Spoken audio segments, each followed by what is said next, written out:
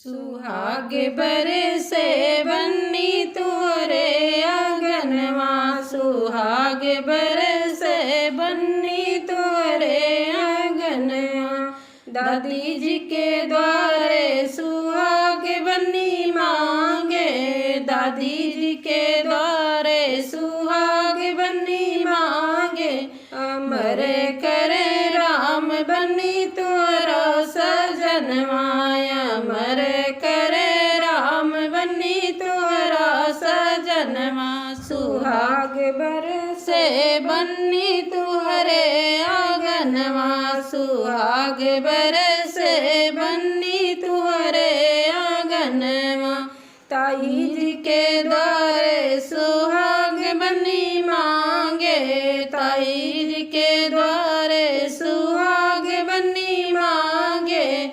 अमर करे राम बन्नी तुहरा सजनवा, अमर करे राम बन्नी तुहरा सजनवा। सुहाग बरसे बन्नी तोरे आंगनवा, सुहाग बरसे बन्नी तुहरे आंगनवा। मम्मी जी के द्वारे सुहाग बन्नी मांगे, मम्मी जी के द्वारे सुहाग बन्नी मांगे। अमर करे राम बन्नी तोरा सजनवा, अमर करे राम बन्नी तोरा सजनवा। अमर करे राम बेटी तोरा सजनवा। सुहाग बरसे बन्नी तुहरे आंगनवा, सुहाग बरसे बन्नी तुहरे आंगनवा।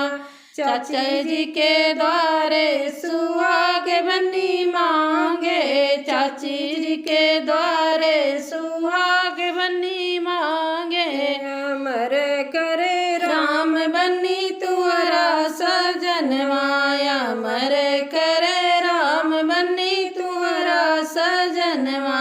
सुहाग बरसे बन्नी तुहरे आंगनवा, सुहाग बरसे बन्नी तुहरे आंगनवा।